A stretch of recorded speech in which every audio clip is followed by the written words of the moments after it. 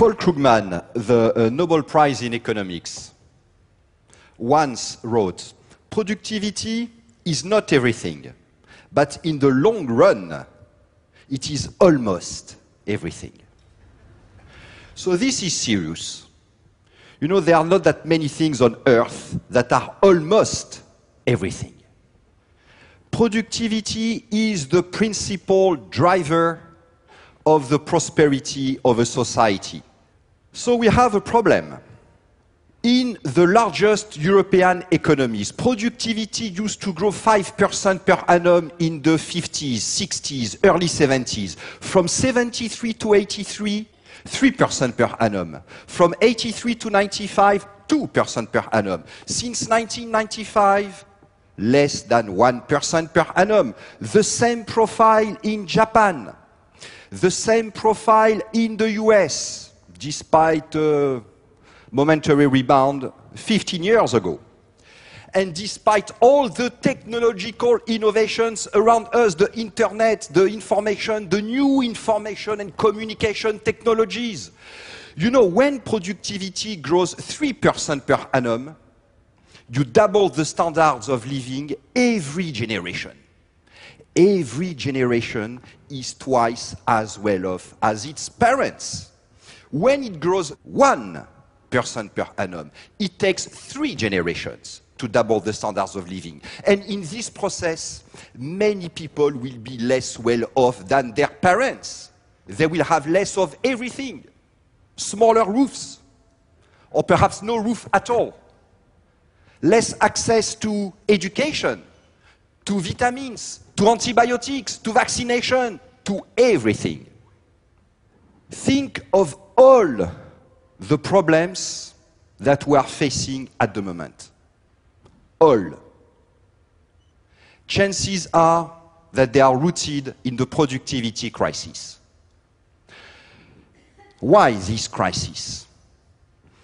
Because the basic tenets about efficiency, effectiveness, in organizations, in management, have become counterproductive for human efforts. Everywhere, in public services, in companies, in the way we work, the way we innovate, invest, try to learn to work better. Take the holy trinity of efficiency. Clarity, measurement, accountability. They make human efforts derail. There are 2 ways to look at it, to prove it. One, the one I prefer, is rigorous, elegant, nice math.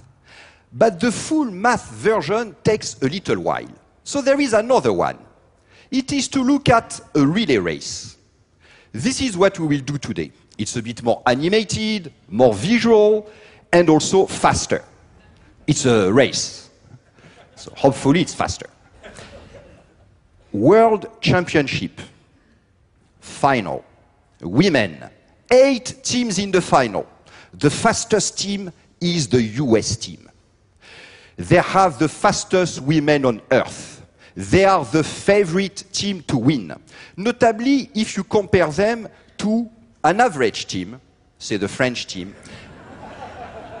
based on their best performance in the 100-meter race, if you add the individual times of the US runners, they arrived at the finish line 3.2 meters ahead of the French team. And this year, the US team is in great shape.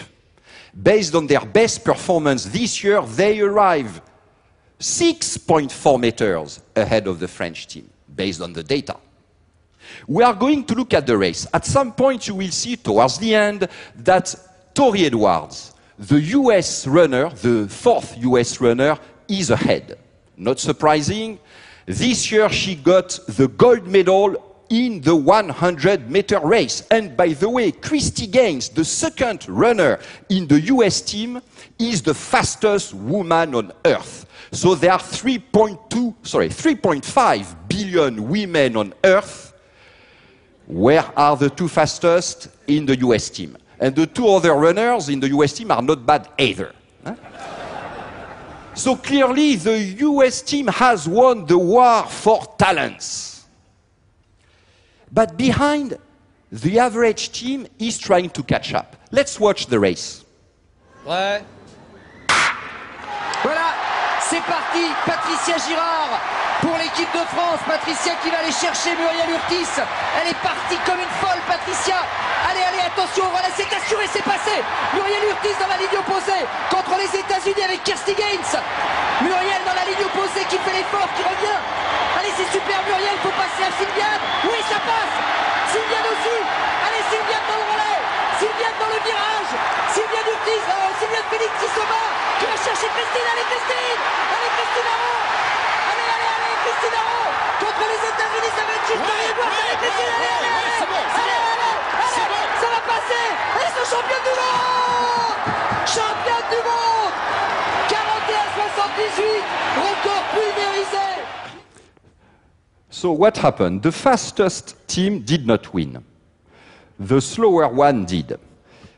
By the way, I hope you appreciate the deep historical search I did to make the French look good. Huh?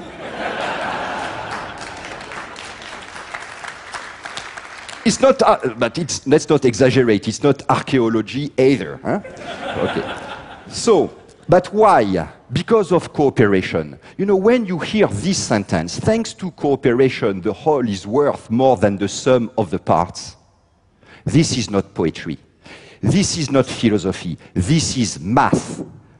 Those who carry the baton are slower, but their baton is faster. Miracle of cooperation. It multiplies energy, intelligence in human efforts. It is the essence of human efforts. How we work together, how each effort contributes to the effort of others. With cooperation, we can do more with less. Now, what happens to cooperation when the Holy Grail, the Holy Trinity even, of clarity, measurement, accountability appears? Clarity. You know, management reports are full of complaints about the lack of clarity. Compliance audits, consultants' diagnostics. We need more clarity. We need to clarify the roles, the processes. It is as though the runners in the team were saying, let's be clear. Where does my role really start and end? Am I supposed to run for 95 meters, 96, 97, 90? It's important. Let's be clear. If you say 97, after 97 meters, people will drop the baton whether there is somebody to take it or not. Accountability.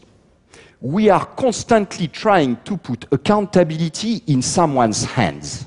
Who is accountable for this process? We need somebody accountable for this process.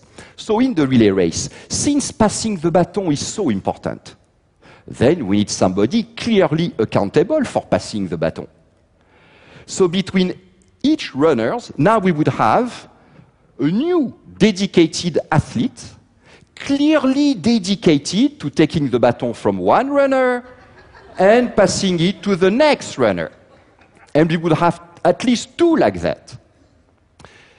Well, would we really, in that case, win the race?